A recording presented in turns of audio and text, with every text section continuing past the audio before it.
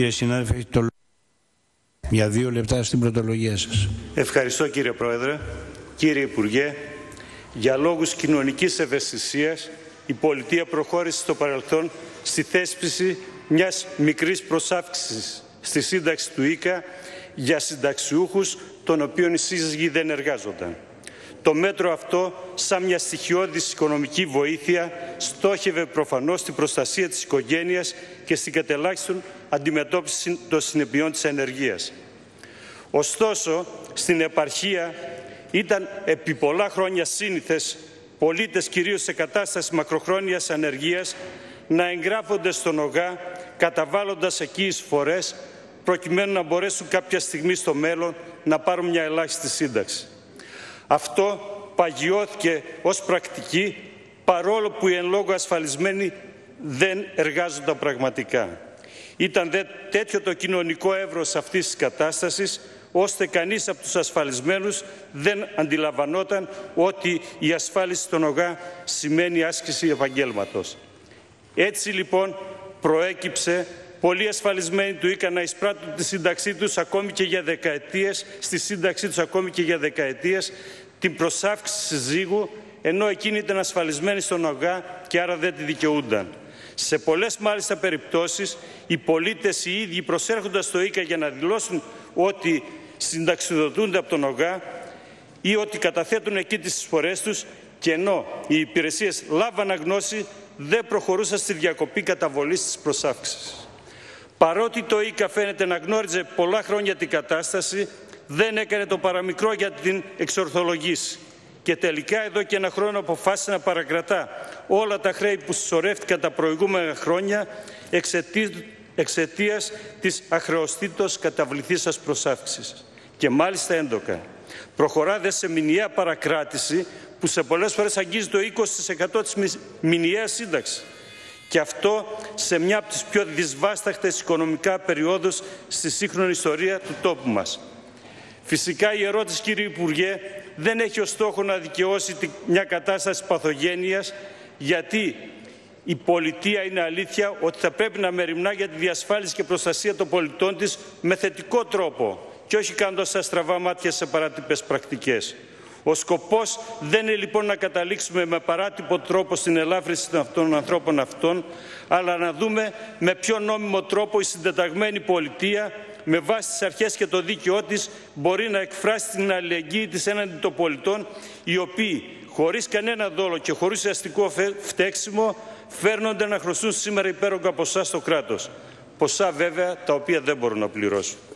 Γι' αυτό και θεωρώ πάρα πολύ σημαντική την ομολογία του Συμβουλίου της Επικρατείας σε αντίστοιχες υποθέσεις. Το Συμβούλιο της Επικρατείας λοιπόν θεωρεί ότι αν ισχύουν 3 παρακάτω προϋποθέσεις, τότε είναι εύλογη η απαλλαγή των συνταξιούχων από την υποχρέωση πληρωμής των μεγάλων ποσών και το τόκο που συσσωρεύτηκαν με τα χρόνια.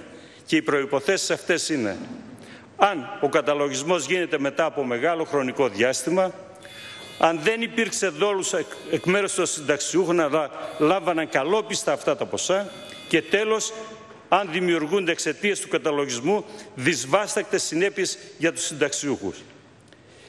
Τελειώνω, κύριε Πρόεδρε. Είναι προφανές ότι στη σημερινή συγκυρία ο ρυθμός παρακράτησης των οφειλών αυτών είναι καταστροφικός για τους συνταξιούχους. Όπως είναι σε όλους γνωστό, η κατάσταση αυτή δεν ενείχε καθόλου δόλο από πλευράς των πολιτών. Με δεδομένο το γεγονός ότι το ΙΚΑ δεν αναζήτησε επί δεκαετίες τα χρήματα αυτά, γίνεται φανερό ότι στις περιπτώσεις αυτές ισχύουν όλες οι περιπτώσεις του Συμβουλίου της Επικρατείας. Με βάση όλα αυτά, κύριε Υπουργέ, θεωρείτε ότι είναι εύλογη η ενέργεια του ΙΚΑ να κρατά σήμερα με τέτοιους ρυθμούς ποσά που δεν είχε αναζητήσει επί δεκαετίες και μάλιστα με προσάυξηση τόκων? Σε ποιες ενέργειες προτίθεστε να προβείτε προκειμένου να σταματήσει ή με αυτούς τους ρυθμούς παρακράτησης των θεωρούμενων ως αχρεωστήτως καταβληθέντων? Και τέλος, δεν είναι εύλογη η διαγραφή τουλάχιστον των τόκων από τα ποσά αυτά ή ενδεχομένως και μέρος της βασικής οφειλής? Ευχαριστούμε κύριε Σάνου. Κύριε Υπουργέ, και πάντα με προσοχή στο χρόνο, παρακαλώ πολύ.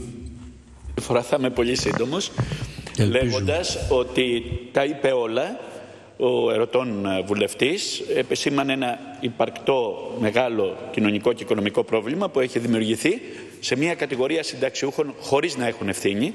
Είναι όλοι τους καλόπιστοι, δεν τους είχε ενημερώσει κανείς ότι το να είναι ασφαλισμένη η γυναίκα στον ΟΓΑ, ότι θεωρεί η σύζυγος ή ο σύζυγος στον ΟΓΑ, ότι αυτό συνιστά εργασία.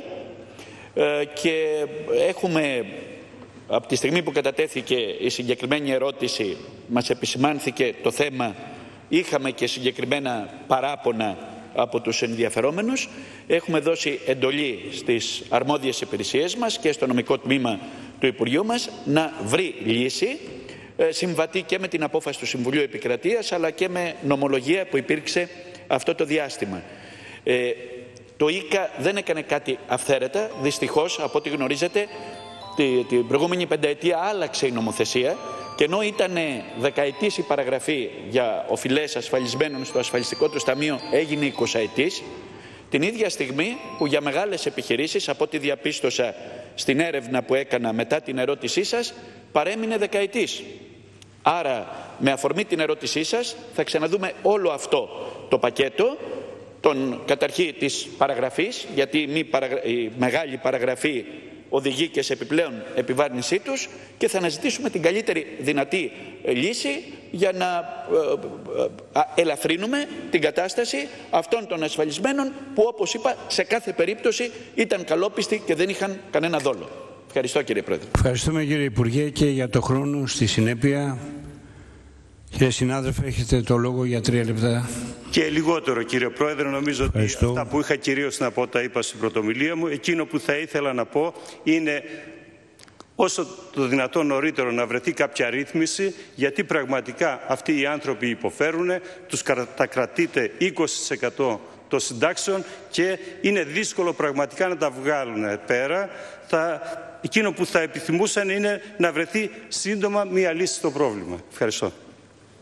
Ευχαριστούμε, κύριε συνάδελφε. Κύριε Υπουργέ, πάμε με ρυθμό καλό τώρα. Ευχαριστώ πολύ. Με ρυθμό καλό. Έχετε δίκιο, ό,τι κάνουμε θα το κάνουμε πολύ γρήγορα. Από ό,τι καταλάβατε, η πολιτική κατεύθυνση την οποία έχω δώσει στις αρμόδιες υπηρεσίες και στις νομικές υπηρεσίες είναι να αναζητηθεί μια λύση που να κινείται σε 2 κατευθύνσεις.